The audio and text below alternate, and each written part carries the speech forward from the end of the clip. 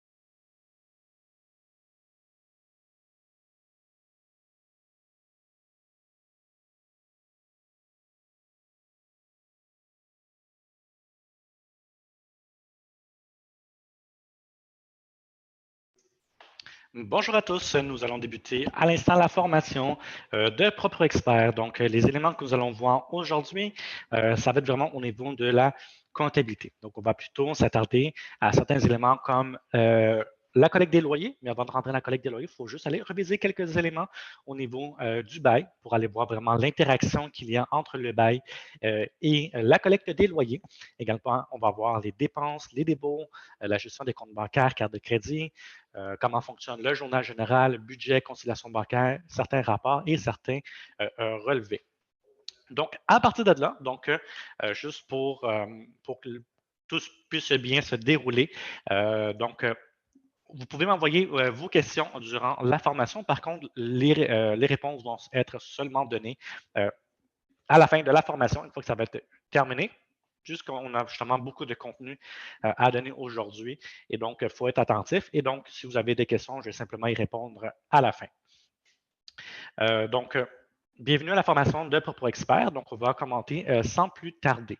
La première des choses, justement, qu'on va aller vérifier ou aller juste se clarifier, c'est vraiment c'est quoi l'impact qu'il y a le bail versus la collecte des loyers. Donc, ce qu'on va aller regarder, c'est vraiment un bail que nous avons créé pour ceux qui ont assisté à la formation d'hier, donc vous avez pu voir comment le faire. Donc, on ne va pas nécessairement voir comment créer le bail, mais plutôt l'interaction qu'il y a entre le bail et les collectes. Donc, à partir de là, si je viens, par exemple, sélectionner un premier bail que j'ai déjà créé, je vais modifier et je vais aller sur suivant. Donc, ici, au niveau des dates. Donc, le logiciel, par défaut, lui, ce qu'il va le faire, c'est que par rapport à la date de début, on a 12 mois, donc commence 1er juillet 2020, termine le 30 juin 2021. Automatiquement, lui va venir générer, donc si je vais aller sur l'option suivante, va venir me générer des revenus de 1 000 $ par mois de façon automatisée. Donc, à partir de là, vous n'avez pas besoin de faire, par exemple, de facturation manuelle comme certains logiciels traditionnels de comptabilité. Normalement, on doit venir créer un client, on fait une facture, on encaisse le montant, etc. Donc, c'est vraiment très long. Dans Propre Expert, vous n'avez pas besoin de faire ça. Du moment où vous créez votre bail avec les durées et le montant que vous avez spécifié, automatiquement, il y a déjà des montants à recevoir qui sont générés et les revenus, donc la facture en tant que telle, elle a déjà été automatisée. Donc, la seule chose que vous avez à faire, c'est vraiment juste de venir faire la collecte des loyers. Donc, c'est vraiment ça qu'il va y avoir au niveau des interactions au niveau du bail et c'est pour ça que c'est très important. Une fois que vous avez commencé à faire des collectes, il ne faut pas venir modifier votre bail. Je vais vous le montrer pourquoi dans quelques instants. Avant de rentrer un peu plus dans le vif du sujet, on va juste reculer parce qu'il y a quelque chose qui va être très intéressant, qui va être très important aussi. Dans Propre Expert, vous avez la date de facturation. La date de facturation, elle peut être différente que la date du début du bail. Je peux vous donner un exemple. Par exemple, si vous êtes plutôt dans la gestion d'immeubles pour d'autres personnes, ça se peut que vous preniez, par exemple, votre contrat, par exemple, au mois de novembre, non seulement à partir d'aujourd'hui, mais que le bail a réellement été créé à partir du 1er juillet. Donc, c'est vraiment sur le bail de la personne. Vous n'avez pas à recevoir de revenus pour juillet ou septembre, octobre, seulement à partir du mois de novembre. Donc, c'est là où on viendrait prendre notre date de facturation et on viendrait la modifier pour mettre en date du 1er novembre. Juste avant de faire ça, on va juste vraiment regarder certains éléments, on va aller faire certaines pratiques, etc. Puis on va aller vraiment voir c'est quoi les impacts. Et pour ça, je vous disais, c'est très important. Une fois qu'on a fait des collectes, on ne vient pas modifier le bail. De la même façon que la date de facturation, elle permet de dire je commence à afficher des montants à recevoir à partir d'une date X, même si elle n'est pas en lien avec la date du début du bail. J'ai la date de départ ici qui me permet aussi de dire malgré que j'ai un bail qui commencerait par exemple le 1er juillet, ça se peut qu'un locataire a juste quitté, on s'est arrangé, c'est correct. Puis on dit, ben, la personne, elle quitte le 30 novembre, donc je n'ai plus de montant à recevoir à partir du 1er décembre. La date de départ, elle sert à ça. Également, ne mettez pas de date de départ dans votre bail pour dire, ah, mais c'est un bail de 12 mois, je vais mettre une date de départ le 30 juin 2021 parce que c'est un bail de 12 mois. Non, il ne faut pas faire ça. On va le voir plutôt demain au niveau justement des renouvellements et augmentations.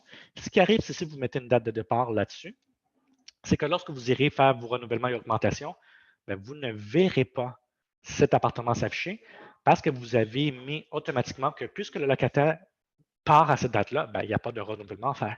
Donc, c'est très important. On ne met pas de date de départ si la personne réellement ne part pas. Très important de savoir ça. Pour les restes, vraiment, au niveau du bail, ça, on l'avait expliqué hier, mais on va juste se concentrer justement sur les dates du bail et également sur le montant qu'on avait mis justement plus tard.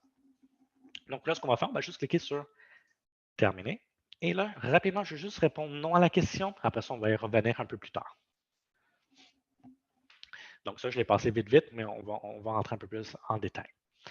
Donc, par exemple, toujours, lorsque je navigue dans Propre Expert, j'ai mon sélecteur. Si je suis vis-à-vis d'un appartement spécifique, il va juste m'afficher ce qu'il y a pour cet appartement spécifique. Donc, si je viens sélectionner mon appartement numéro 2, je vais avoir que les informations de mon appartement numéro 2. À partir de là, on va commencer à faire certains scénarios. Donc, supposons que ce bail-là, donc ce n'est pas celui que je vous ai montré tout à l'heure parce que lui, je vais le garder pour faire d'autres exemples, mais supposons que dans ce bail-là, justement, c'est le cas classique. Là, on a dit, le bail commence réellement au 1er juillet. Par contre, on a commencé à collecter de l'argent seulement qu'à partir de novembre. On a réduit. Mais là, il y a des montants qui traînent. Donc, on se dit, ben, on va faire du ménage.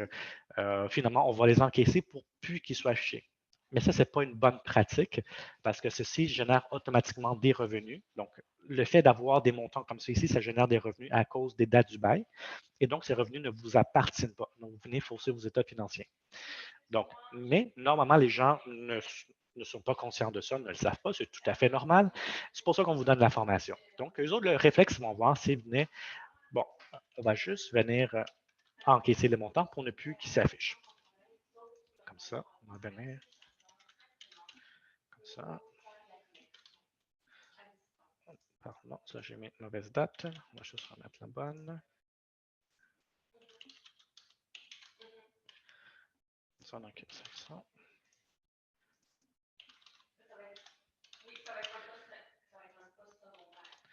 Parfait.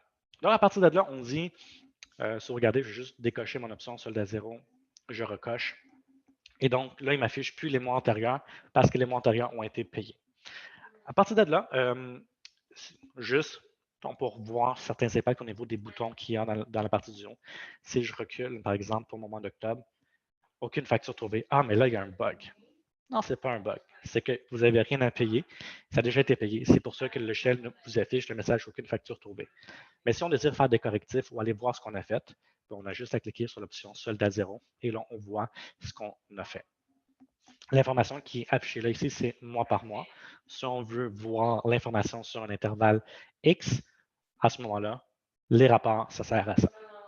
Donc, supposons que maintenant, on dit, oui, bien là, vous avez commencé à faire ça parce que vous ne devez pas avoir encaissé justement ces revenus-là avant, mais finalement, là, vous avez écouté la formation, vous avez dit, ah, mais là, on m'a dit qu'il ne fallait pas que je fasse ça, j'ai fait une erreur, donc je vais retourner directement dans mon bail. Il m'a dit qu'il faudrait que je fasse ça.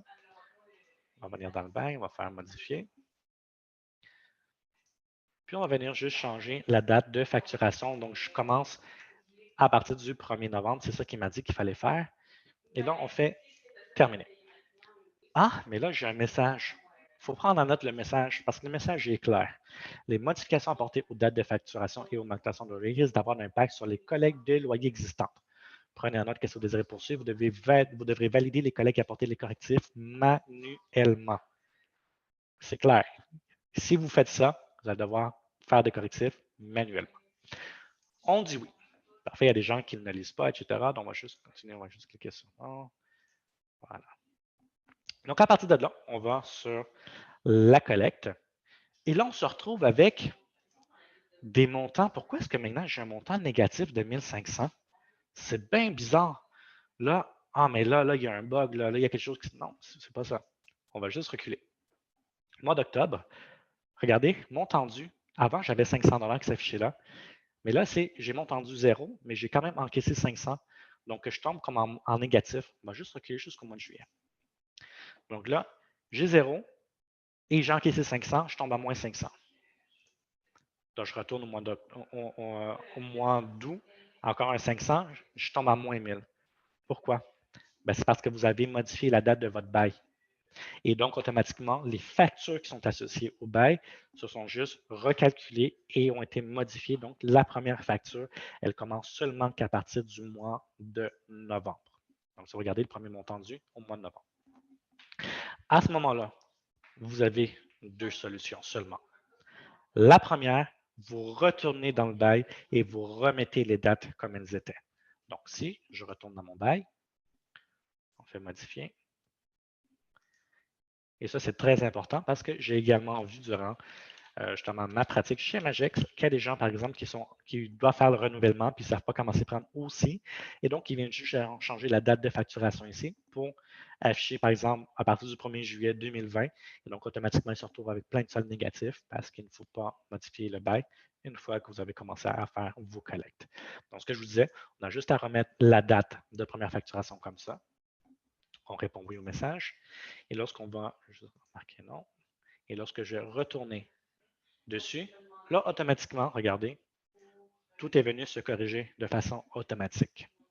Donc, c'est très important de faire attention aux dates de votre bail. L'autre option, c'était que si je retourne encore dans mon bail, donc c'est ça que je veux voir vraiment, que vous puissiez voir dans le logiciel, c'est ça qui, si aujourd'hui, vous êtes en mesure de capter ça, je vais être content que vous l'ayez compris parce que en comprenant ça, vous allez faire attention.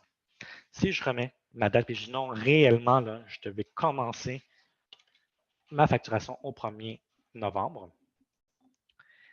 Et donc, à ce moment-là, il n'y a qu'une seule chose à faire, c'est qu'on retourne sur comptabilité collecte.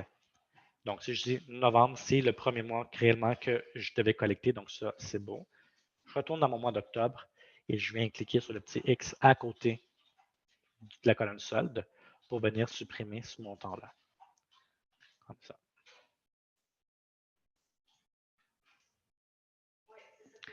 À ce moment-là, si je me remets au mois de novembre, donc mon solde est correct. Si je tente de reculer pour le mois d'octobre, je n'ai plus de facture qui s'affiche, je n'ai plus de montant de collecte qui s'affiche parce que je viens de les supprimer. Et donc, à partir de là, j'ai mon premier montant qui s'affiche au 1er novembre. Donc, c'est vraiment très, très, très, très important de faire attention à vos dates de votre bail.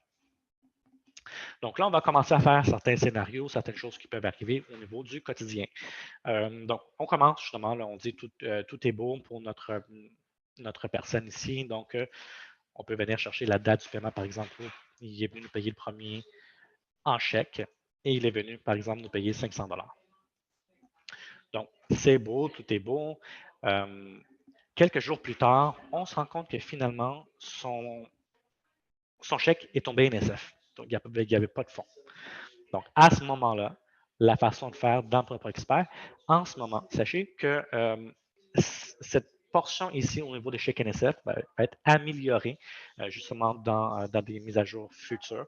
Donc, pour le moment, en ce moment, c'est vraiment la façon de fonctionner, mais ça se peut que ça soit modifié. De toute façon, on va mettre ça à jour justement directement dans nos procédures lorsque ça sera le cas.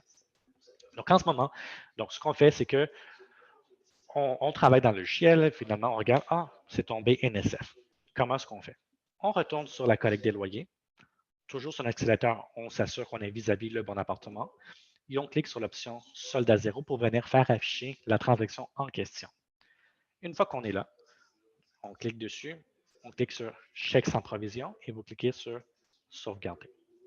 Le logiciel automatiquement vient vous afficher une deuxième ligne pour venir permettre d'encaisser le montant lorsque la personne viendra vous payer de nouveau. Lorsque vous avez justement un montant comme ça qui tombe à NSF, normalement, vous devez facturer les frais à votre locataire parce que justement, vous avez eu des frais. Donc, ici, il faut juste faire attention.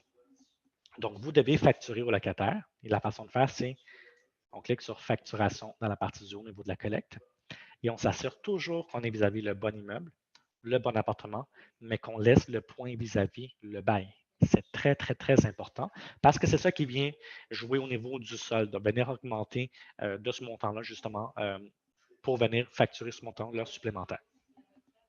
À partir de là, on va vouloir venir chercher dans la liste déroulante des comptes le compte qui se porte le mieux pour ça. Si jamais le compte n'est pas là, vous pouvez toujours venir cliquer sur le petit plus ici, ce qui va vous permettre de venir ajouter un nouveau compte et donc vous allez pouvoir l'utiliser pour ça. Pour simplement continuer au niveau de mon exemple rapidement pour passer aux autres choses, c'est juste sélectionner un compte. Je vais juste venir mettre frais divers pour l'instant. Et là, je vais mettre frais NSF. À partir de là, je dis, je vais lui facturer 25 $ et je m'assure au niveau aussi de ma date qui va être très importante. Si je mets la facture, par exemple, au mois d'octobre, ça va venir s'appliquer sur la facture du mois d'octobre, puisque c'est au mois de novembre, donc je laisse ma date au mois de novembre. Une fois que c'est fait, juste cliquer sur terminer. Je retourne sur mes collectes et là, ce que je vais voir, c'est j'ai 500 $ ici du montant du loyer. Lui est tombé à NSF, donc il m'affiche une deuxième ligne pour percevoir ce 500 $-là. Et puisque j'ai ajouté une facture manuelle supplémentaire, donc là, je tombe à 525 comme solde. À partir de là, vous pouvez appliquer le paiement sur une des deux lignes. Moi, ce que je vous suggère, c'est plutôt, vous pouvez venir directement sur cette ligne-là, mais ce que je suggère, c'est vraiment de mettre le montant complet de 525. Donc, je pourrais venir dire, parfait, là, je dis, écoute, ton chèque n'a pas passé, je veux que tu viennes me payer en argent comptant. Donc, la personne dit, c'est beau, il n'y a pas de problème, je vais passer le 10 et il est venu vous payer ça en argent comptant, donc 525 $. À partir de là, ce qui va être important, c'est le solde juste ici. Le solde, il vous indique que c'est zéro. Ça a été payé. Je comprends qu'il y a des gens que ça les agace de voir là, pourquoi j'ai moins 25? Non, c'est correct. Le solde à la fin, c'est ça qui est important. Au pire aller, vous pouvez juste supprimer ici. Vous pouvez venir appliquer le paiement sur la dernière ligne, 525. Mais là, ici, j'ai un montant de 500 $. Non, regardez, ce montant-là, il n'est pas dû. Le solde est à zéro.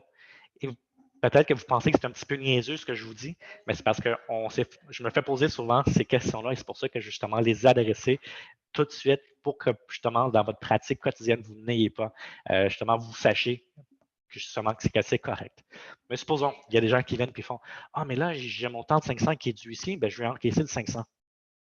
Regardez, vous tombez à moins 500. Vous avez encaissé deux fois 500 $ et 525, vous tombez à moins 500.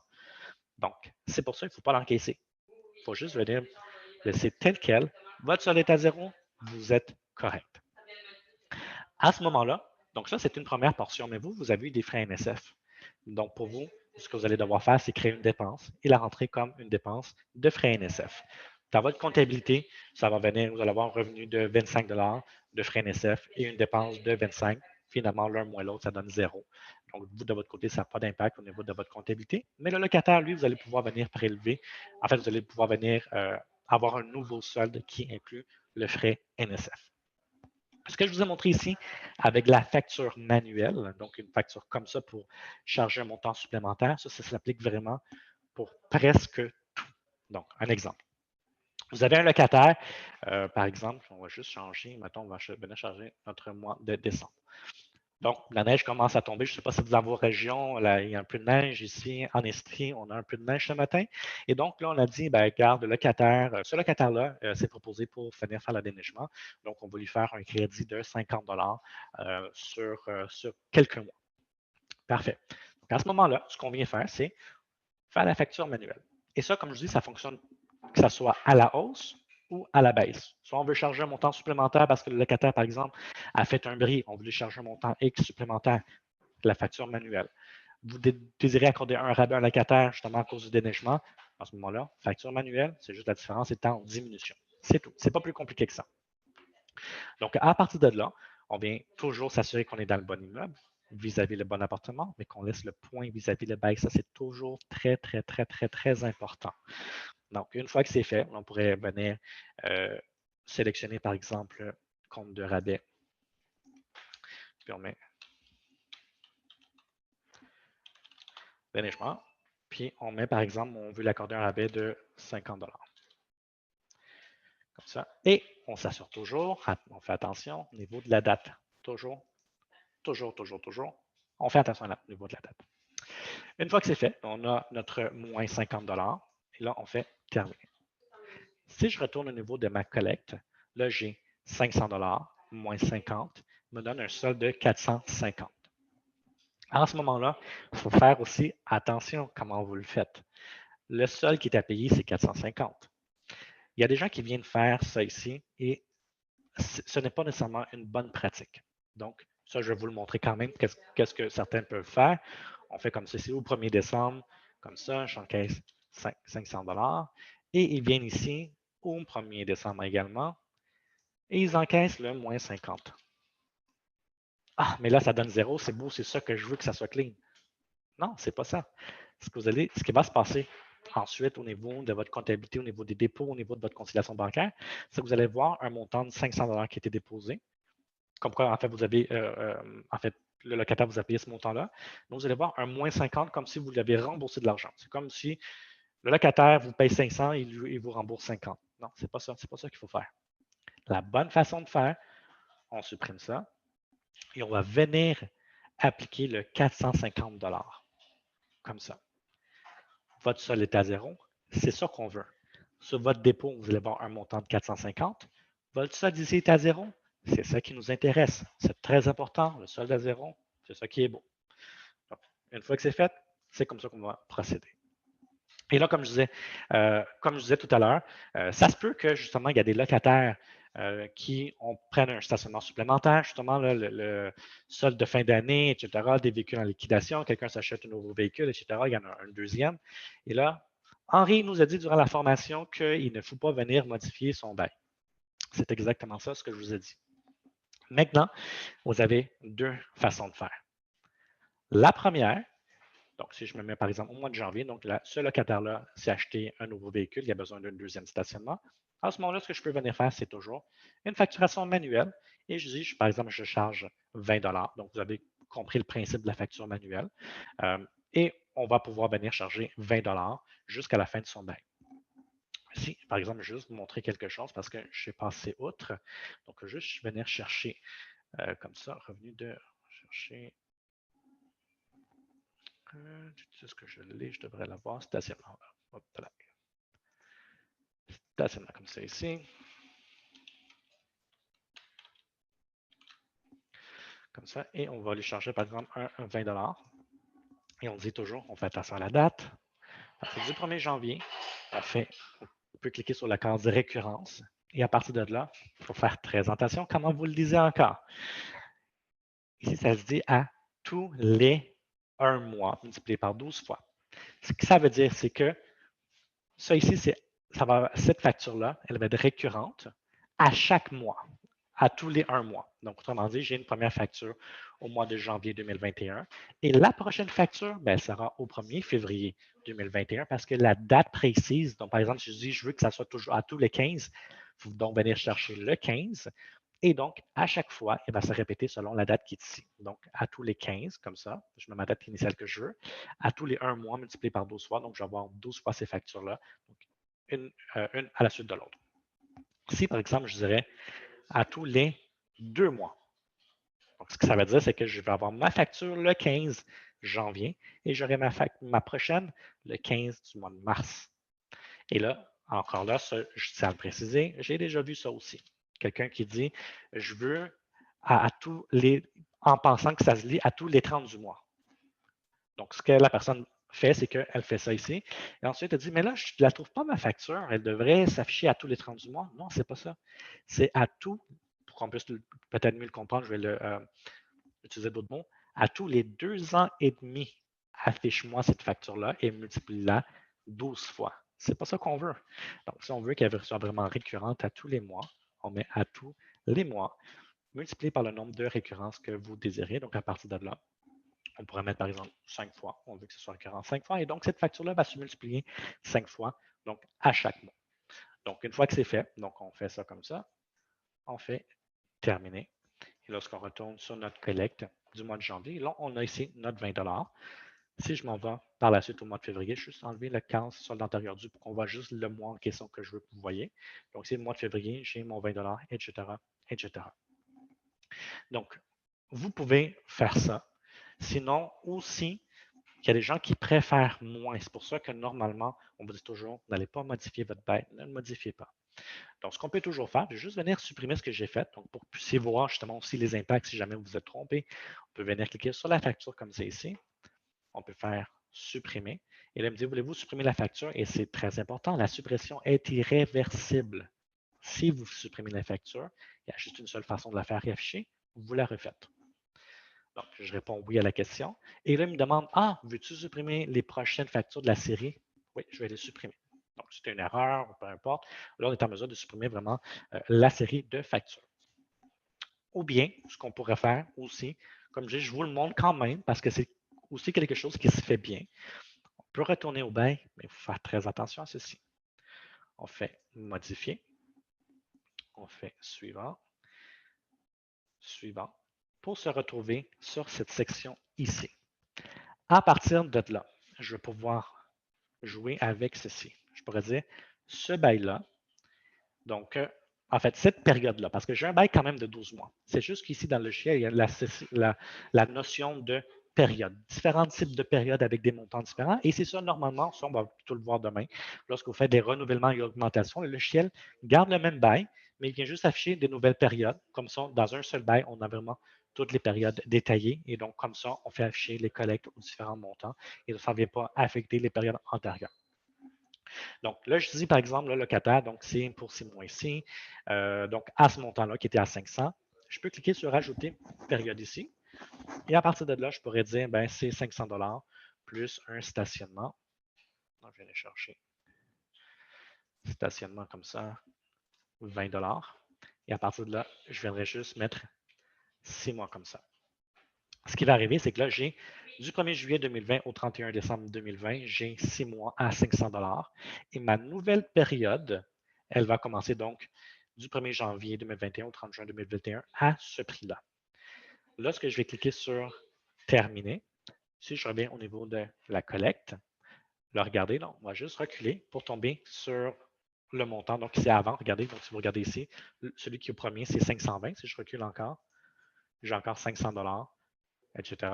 Mais si je commence à partir, je change pour mettre toute partie du 1er janvier, maintenant j'ai 520. Donc ça, c'est une pratique que vous pouvez faire. Donc, mais il faut juste faire attention au niveau de vos dates. Sachez également que si vous avez utilisé le mode de paiement préautorisé, et vous avez répondu au message qu'on va aller voir dans quelques instants, que vous avez encaissé d'avance, si vous faites ce que je vous ai montré ici, ça ne va pas modifier le montant encaissé. il va falloir à ce moment-là venir manuellement remettre le bon montant du paiement. Donc ça, c'est vraiment au niveau, comme je dis, la facturation manuelle. Donc, tout ce qui est à la hausse, tout ce qui est à la baisse, vous allez pouvoir le faire à partir de la facture manuelle. Maintenant, pour ce qui est des paiements préautorisés. Donc, paiement préautorisé, c'est un mode de paiement qui est très intéressant, qui va vous permettre justement de venir prendre l'argent directement dans le compte des locataires et venir le déposer dans le vôtre. Avant de débuter, la toute première des choses à faire, vous appelez votre institution financière et vous demandez à être inscrit à cette fonction-là. Encore là, ça pourrait paraître niaiseux, ce que je vous dis, mais c'est déjà arrivé qu'il y a des gens qui travaillent dans le logiciel, créent le PPA, etc., et envoient les fonds financières et n'ont jamais été inscrits. Peut-être certains d'entre vous sont peut-être en train de rire en ce moment, mais ce sont des choses qui arrivent. Donc, c'est pour ça qu'on vous dit toujours, et même la procédure préenregistrée, ça indique appelez votre institution financière en premier et ensuite, là, vous allez dans Propre Expert parce que vous allez avoir besoin de certaines informations. Donc, je vais juste aller, justement, c'est pour ça que je vous disais que j'allais réserver mon appartement numéro 1 pour certains exemples. Donc, à partir de là, donc on va retourner sur, on va aller voir certaines informations qu'on va avoir besoin pour que ça fonctionne. Donc, la première chose, on a contacté l'institution financière, on nous a donné certaines informations. Ces informations-là, vous allez pouvoir venir les mettre directement dans la compagnie. Donc, on vient dans le menu gauche sur Données compagnie. On clique sur la compagnie en question, puis on fait modifier. Vous cliquez sur suivant jusqu'à temps que vous tombez sur la section des comptes bancaires. Et là, on va faire un 2 en 1. C'est à partir d'ici que vous allez pouvoir créer vos comptes de banque. Donc, pour hier, on a vu brièvement, mais c'est ici, vous allez voir, normalement, lorsque c'est la première fois que vous venez ici, ça va juste être en blanc. Donc, vous venez entrer le nom de votre institution financière. Vous venez choisir le compte. Si vous regardez ici, vous avez une liste déroulante et vous pouvez venir choisir le compte au niveau de la charte. J'avais dit hier aussi, c'est très important, que si dans la même compagnie, vous avez plusieurs comptes bancaires, c'est très important de venir créer des comptes qui ont des comptes au niveau de la charte qui sont différents. Dans l'exemple que j'ai ici justement, donc j'ai le compte BNC au compte 1060 et j'ai mon compte Desjardins au 1062. Si j'avais un troisième compte, par exemple, à partir de là, je pourrais cliquer sur Ajouter un compte bancaire. Ça m'affiche encore la même section et là, je vais pouvoir venir entrer les mêmes informations qui sont là. Certains d'entre vous pourront se poser, mais d'où est-ce que tu as pris ces chiffres-là? En fait, ces chiffres-là, vous allez les prendre d'un spécimen de chèque lorsque vous voulez que l'argent soit déposé. Donc là, si vous êtes un propriétaire, vous voulez que l'argent soit déposé dans votre compte, ben c'est ça ici. Donc, vous prenez un spécimen de chèque, vous rentrez vos informations juste ici. Dans la partie de droite, ça, c'est votre institution financière qui va vous le donner. Donc, c'est très important. Vous le demandez à votre institution financière, ils vont vous fournir ces informations-là. Nous, on ne vous les donne pas parce que justement, on n'a pas ces informations-là. C'est vraiment lors de la création de tout ça que vous allez avoir ces informations-là. Donc, un petit blitz aussi. Carte de crédit, c'est ici qu'on va pouvoir les créer. C'est très simple. On entre juste le nom. On vient choisir le compte ici. Et encore là, si vous avez encore un autre compte de banque, excusez-moi, un autre compte de carte de crédit, juste cliquez sur Ajouter. Comme ça, vous allez avoir un compte au niveau de la charte qui va être différent pour chacun justement des cartes de crédit. Donc ici, je vais juste dire que c'est pour BMO. Puis c'est tout. Et à ce moment-là, lorsque je veux rentrer, par exemple, des déboursés au niveau de certaines dépenses, je vais avoir l'option de la carte de crédit pour effectuer le paiement. Donc, ça, c'est vraiment en résumé. Donc, ça, c'est un petit 2 en 1 vu que c'était justement à l'heure du jour. Donc, ici, vous allez pouvoir créer vos comptes bancaires.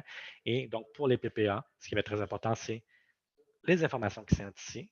Et ce qui est à droite, ça, c'est en fait, ce qui est en lien avec votre compte de banque, votre spécimen de chèque. Et ici, à droite, c'est vraiment ce que votre institution financière va vous donner. Donc, une fois que ça, c'est fait, vous n'avez plus à y retourner. Ça ne se fait qu'une seule fois. Une fois que c'est fait, vous cliquez sur Terminer. Ensuite, là, il faut aller insérer les informations bancaires dans la fiche du locataire. Vous pouvez directement passer par la section Contact, venir chercher votre personne ici et venir faire la modification. Moi, j'aime bien venir directement dans le bail. Je peux venir cliquer sur mon bail en question. Et si je clique sur le nom de la personne, là, je tombe sur sa fiche Contact. Parfois, il y a tellement de noms, parfois, justement, là, on n'a plus comme à se rappeler. Le locataire vient nous dire, écoute, c'est pour telle adresse. Ah, parfait, c'est qu'on vient chercher dans le bail. On clique sur le nom du locataire et là, on peut faire modifier. Une fois que c'est fait, juste à cliquer suivant jusqu'à temps que je vais voir la section compte bancaire qui se retrouve ici. À partir de là, j'ai juste à demander, en fait, ça aussi, vous devez demander à votre institution financière, vous devez demander le formulaire pour la demande des paiements préautorisés, donc pour aller chercher l'argent au niveau des comptes de locataires. Donc, ça, c'est votre banque qui vous le donne. Vous devez le faire remplir par votre locataire, comme quoi qu'il autorise ce mode de paiement. Une fois que le locataire vous a fourni son spécimen de chèque, c'est là où vous venez rentrer le nom de son institution financière et vous venez mettre les informations comme sur le spécimen de chèque dans la partie du bas ici. Donc, c'est très important. Et à partir de là, si vous avez plusieurs locataires aussi dans le même appartement, comme dans ce cas ici, si l'autre locataire, donc si j'avais Henri et maintenant j'ai Luc, je dois aussi faire la même chose sur Luc. Donc, je vais venir à ce moment-là venir chercher de façon automatique moitié-moitié directement dans le compte du locataire. Donc, là, certains disent ah, mais là, ça se peut qu'il y en ait certains qui payent un montant X et l'autre paye un autre montant. On va aller voir dans les exemples un peu plus loin. Donc, une fois qu'on a rentré les informations bancaires dans la fenêtre compagnie et qu'on a fait justement dans la fenêtre, justement dans la fiche du contact, là, vous allez pouvoir venir faire vos paiements préautorisés. Donc, je vais montrer la façon standard et ensuite, je vais vous montrer la façon automatisée que le logiciel va pouvoir vous aider à ce moment-là. Donc, je vais juste retourner au mois de juillet 2020, comme ça. Donc, à partir de là, la seule chose que j'ai à faire, c'est que je viens ici chercher ma date de paiement. Donc, on va voir qu'elle est au mois de juillet, comme ça. Je dois choisir l'option paiement préautorisé et j'entre 1000 $. De cette façon-là, vous devez savoir que Proprio Expert comprend qu'il va venir chercher 500 $ dans le compte de Henri et 500 $ dans le compte de Luc. Le logiciel le fait de façon automatique.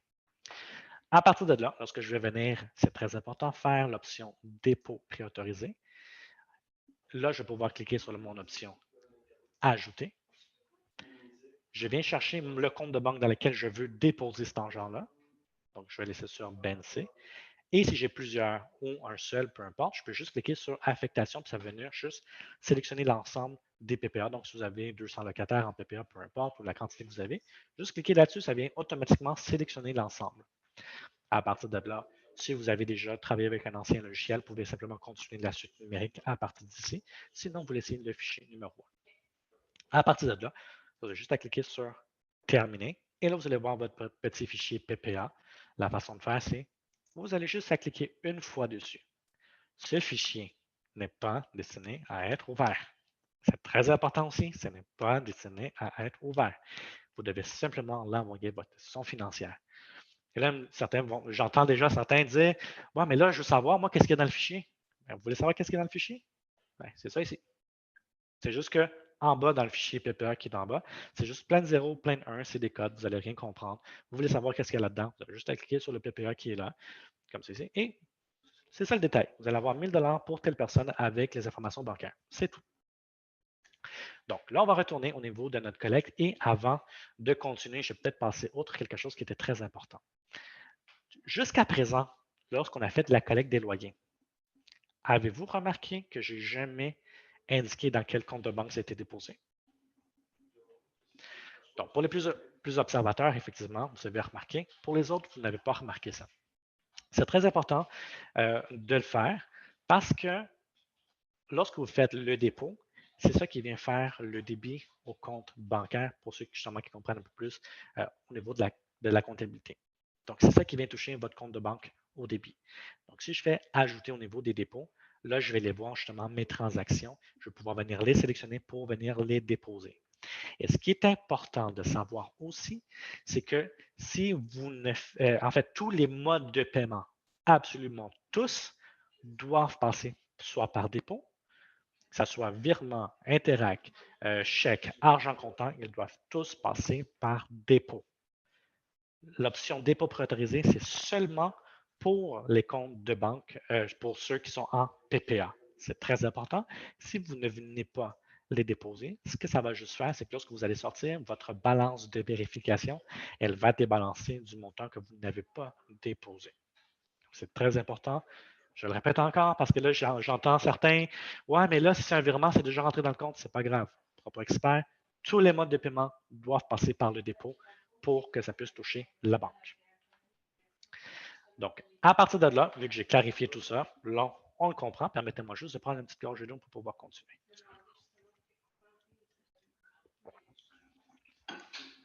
Parfait. Donc là, on va faire quelques exemples. Par exemple, donc ça, c'était les colocataires Henri et Luc.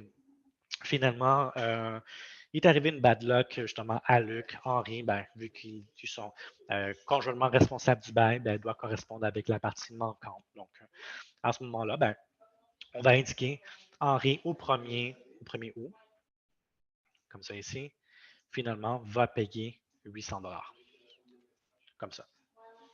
Et donc, Luc, lui, va payer l'autre portion. La façon de faire, c'est que j'indique, comme vous avez vu, 800 $ comme ça. Automatiquement, j'ai une deuxième ligne qui me permet de venir collecter le montant dans la case d'en dessous. Ce que je vais faire ici, je vais juste passer ma souris à côté. Vous voyez ici sur la colonne payeur, puis j'ai des petits X qui s'affichent.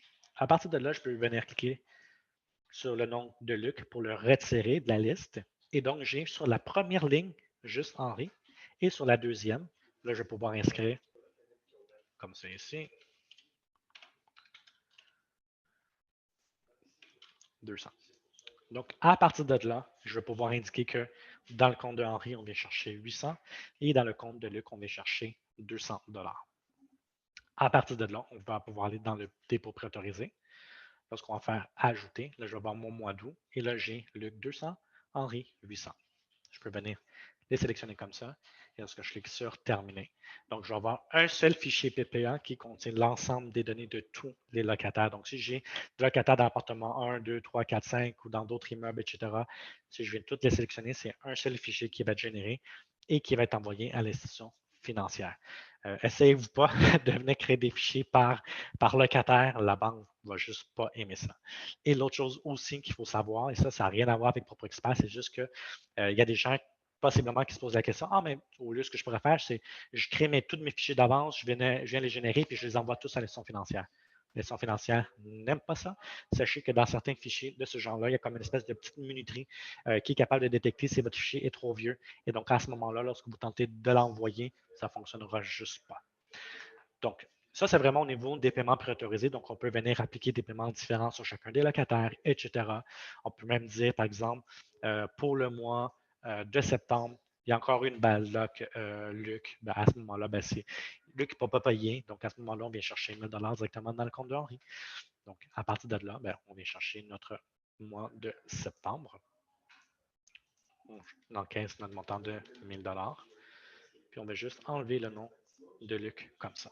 À partir de là, lorsque je fais encore mon paiement préautorisé pour le mois de septembre, ben, j'aurai juste 1 000 $ directement pour Henri. À partir de là, on va juste cliquer dessus pour le télécharger et on l'envoie à l'institution financière.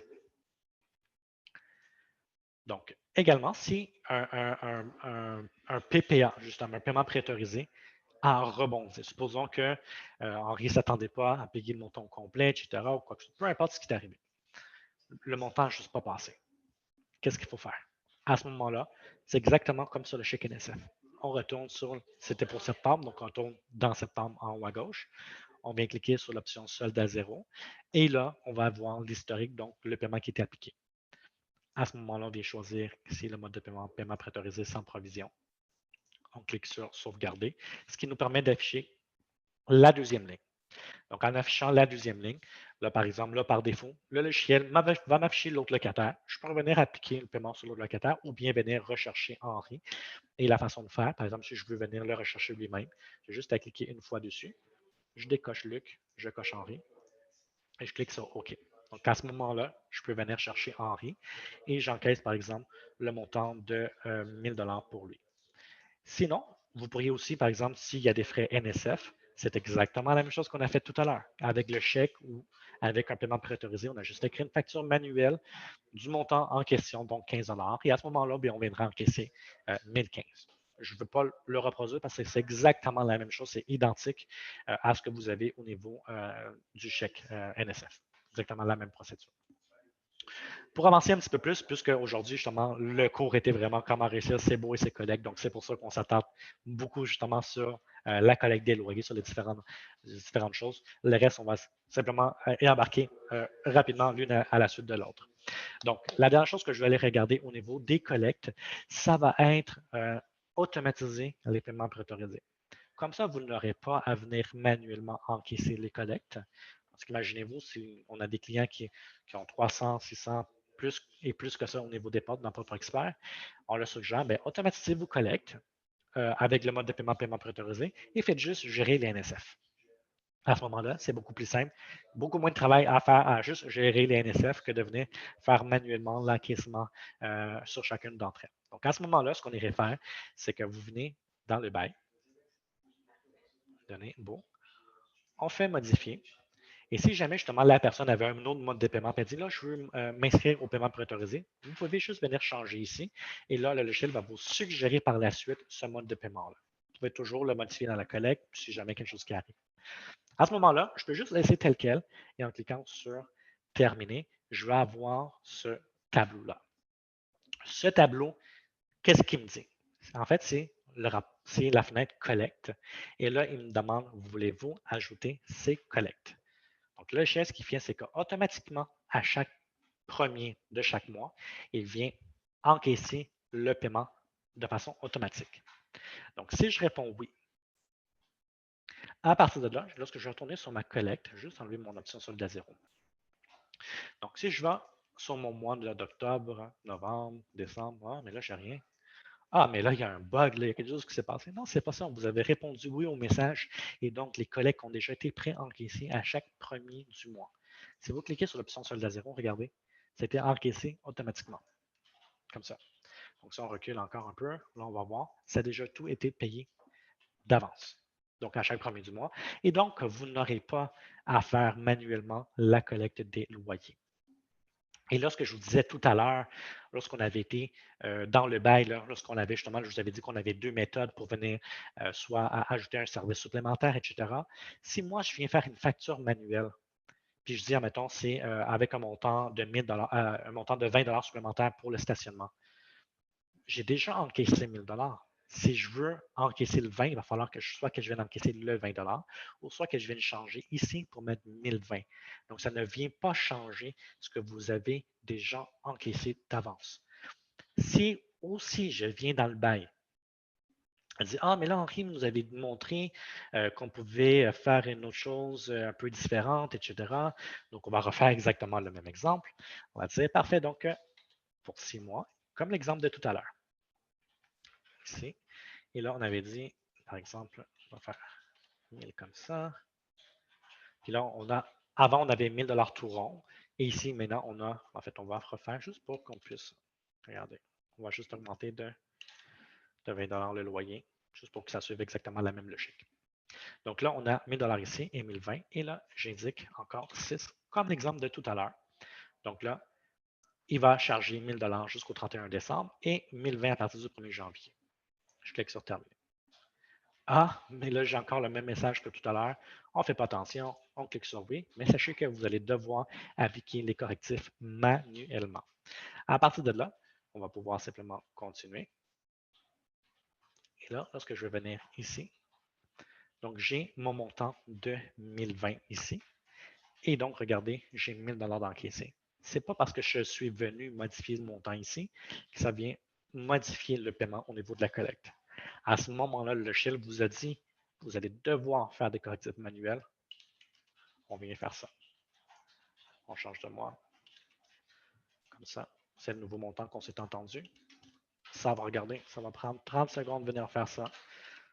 Comme ça ici. Et malheureusement, c'est la seule façon de faire. Sinon, vous aviez, en fait, c'est la façon de faire. Sinon, vous avez vu tout à l'heure, j'ai eu un tableau qui s'est affiché. À partir de là, j'aurais pu aussi venir manuellement l'indiquer, mais ce que je veux dire, c'est que d'une façon ou d'une autre, vous allez devoir appliquer des correctifs manuellement. Donc, ça ici, ça va faire vraiment le tour au niveau des collègues. Bon, beau et collègues, justement, tout ce qu'on a vu ici. Parce qu'on veut, il nous reste encore une dizaine de minutes. Vous allez voir ce qu'on va voir. Ça se fait quand même extrêmement rapidement. Donc, c'est pour ça que justement, là, on a décidé vraiment de passer vraiment le gros du morceau ici, vraiment dans les collègues, parce que c'est ça où ce que les gens vont avoir un petit peu plus de difficultés. Donc là, on va passer tout de suite. Donc, on a regardé la collecte des loyers, on a regardé la gestion des comptes bancaires et cartes de crédit. Là, on va aller voir les dépenses et les débours. Vous allez voir, c'est très, très simple. Hier même, j'ai montré un exemple. On va simplement refaire un autre exemple. Vous allez voir, c'est super simple. Donc, à partir de là, je vais venir sur comptabilité dépenses. Je vais venir faire ajouter en haut à droite. Je viens choisir mon fournisseur. Si je n'ai pas de fournisseur, je peux cliquer. J'avais un petit plus tout à l'heure, je peux cliquer dessus et en ajouter un nouveau. Sinon, vous avez une section données fournisseurs dans laquelle vous allez pouvoir venir le faire. À partir de là, comme j'avais dit hier, vous allez toujours devoir vous poser une question. La question c'est, ma dépense, je l'associe à quoi? Compagnie, immeuble ou appartement? Certains exemples que je peux vous donner, dans la compagnie, vous avez acheté de la papeterie, vous avez acheté des ordinateurs, des écouteurs, etc. Ça ne touche pas nécessairement directement vos immeubles. Bon, on va laisser à la compagnie. Si c'est par exemple pour l'immeuble, ça se peut que ce soit par exemple la tonte de la pelouse, justement, là, comme je disais, là, en Estrie, il y a un peu de neige, donc il y a déneigement, etc. Donc, on va pouvoir l'associer au niveau de l'immeuble. Ça va peut-être changer quelque chose au niveau de la toiture, bardeau d'asphalte, etc. Repeinturer l'extérieur, on va l'associer à l'immeuble. Si, justement, vous avez fait un travail spécifique dans l'appartement, on a changé une poignée, on a fait de la peinture, on a changé un comptoir, etc., là, on va venir l'associer à l'appartement. Pourquoi est-ce qu'on viendrait faire ça? C'est parce que vous allez pouvoir sortir ensuite des rapports par appartement qui vont vous permettre de savoir combien d'argent vous avez dépensé dans un appartement spécifique. Vous allez pouvoir même savoir combien de revenus vous avez eu versus combien de dépenses vous avez eu et combien vous avez fait de profit par appartement. Donc, si vous désirez avoir des rapports détaillés, c'est la question que vous allez devoir vous poser à chaque fois. Au niveau des revenus, au niveau des collègues, c'est déjà automatisé parce qu'il y a déjà un bail dans un appartement, etc. Donc, c'est déjà comptabilisé. Mais ce qui est des dépenses, on ne peut pas le savoir. Donc, à ce moment-là, il faut toujours se poser cette question-là. À partir de là, on peut dire, par exemple, on a acheté des outils comme ça. Donc, on vient choisir dans notre liste déroulante de comptes, on vient choisir le compte qui correspond le mieux. Et encore là, si vous n'avez pas justement le compte que vous désirez, vous pouvez toujours venir cliquer sur le petit plus comme ça et vous allez pouvoir venir créer votre nouveau compte au niveau de la charte et venir l'utiliser. Une fois que c'est fait, donc on dit on a acheté pour 150 $ d'outils. La date, très importante aussi. Et aussi un numéro de facture. Propre Expert ne vous oblige pas à entrer un numéro de facture, mais en tenue de livre, on doit en rentrer une. Donc, moi, je vous suggère fortement de rentrer un numéro de facture. Et c'est lequel? Celui qui est inscrit sur la facture, tout simplement.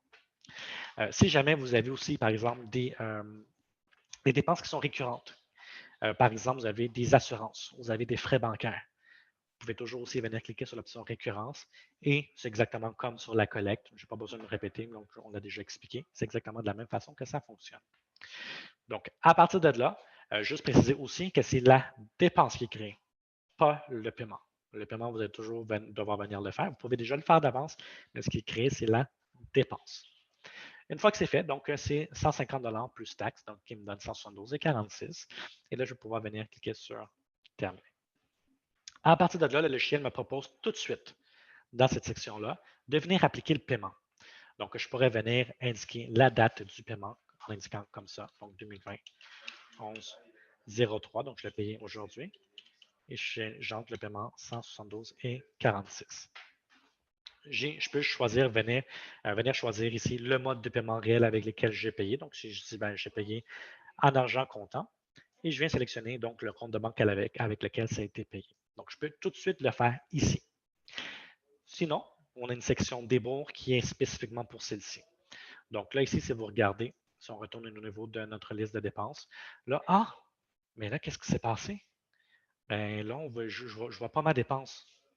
Je l'ai rentré à quelle date? Je l'ai rentré au mois de novembre.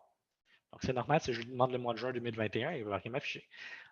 Regardez, là, on va venir ici. Et là, on la voit. Donc, ce qui est important aussi, vos dates, il faut toujours faire attention au niveau des dates, savoir quand vous l'avez rentré. Et l'autre chose aussi, c'est par exemple, si je me promène sur mon appartement numéro 2, etc., Là, je suis comme, hey, mais là, j'ai rentré une dépense au mois de novembre, mais je ne la vois pas. Pourquoi? Ben, regardez toujours en haut à gauche. Lorsque vous voulez faire des recherches ou voir, mettez-vous vis-à-vis de la compagnie. Ça va vraiment afficher l'ensemble des dépenses que vous avez créées. Parce que si vous êtes vis-à-vis un élément spécifique, alors vous allez juste voir qu'est-ce qui est vis-à-vis l'élément spécifique.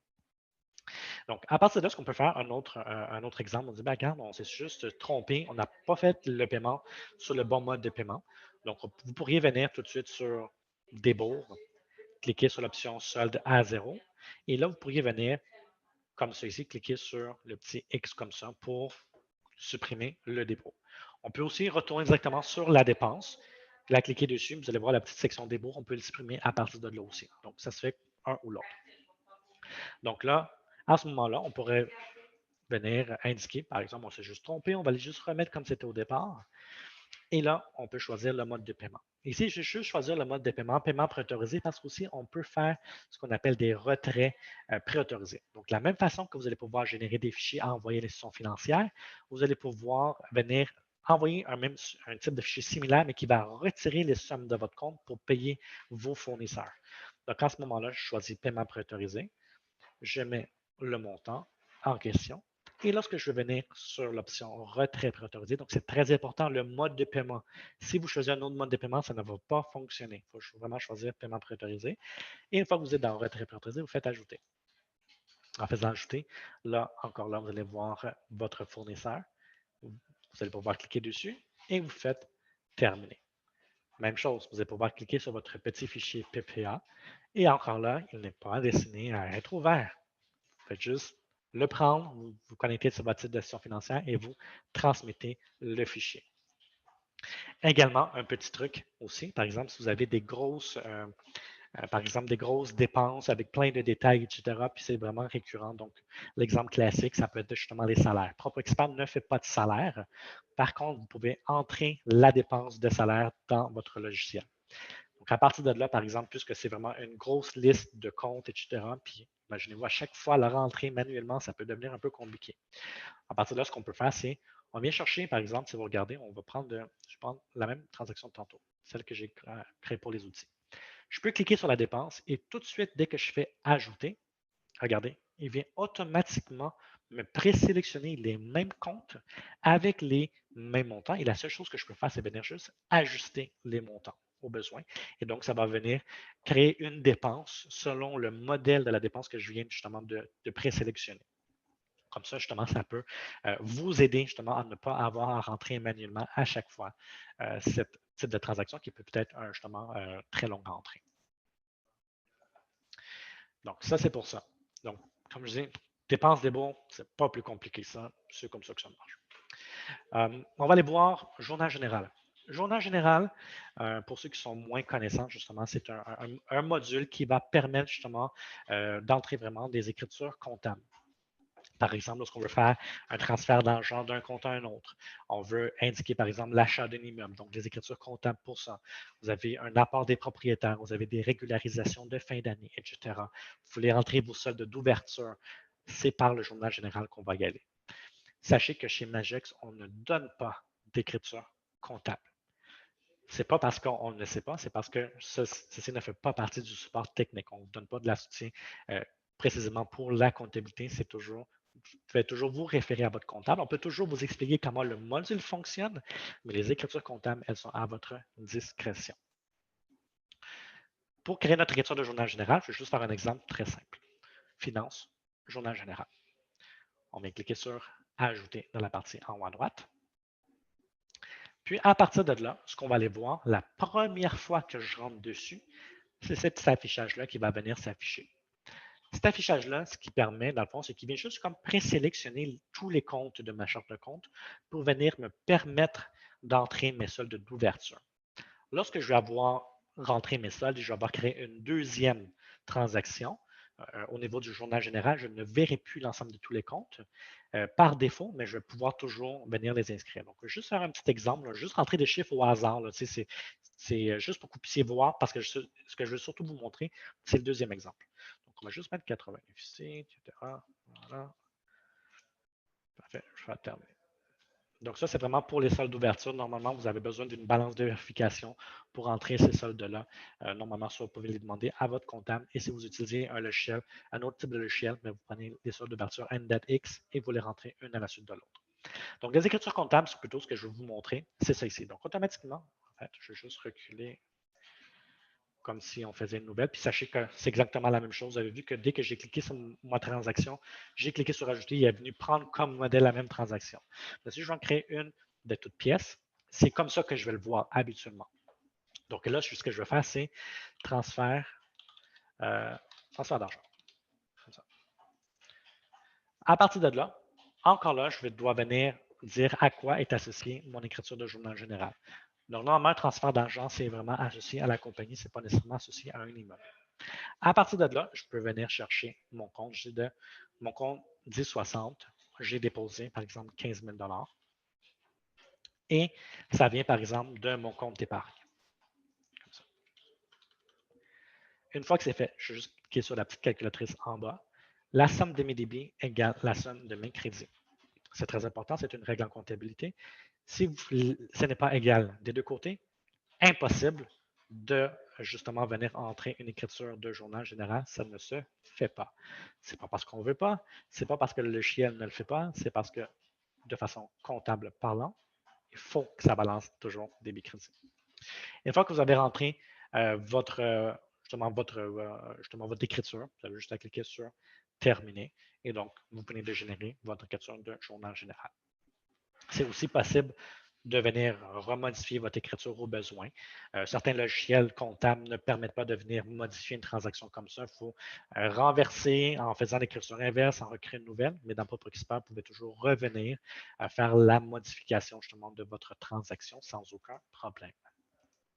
Donc ça, c'est vraiment pour le journal général et on va simplement terminer par voir justement certains rapports. Donc, des rapports qui vont être intéressants à voir justement. Vous allez voir, vous avez beaucoup d'informations. Donc, je vais commencer par les rapports qui ont justement en lien avec ce qu'on a vu aujourd'hui plutôt. Donc, on veut savoir vraiment en temps normal qui nous doit de l'argent. C'est ça réellement le but. Donc, on peut cliquer sur Collecte à recevoir. Et à partir de là, je peux dire pour mon mois courant.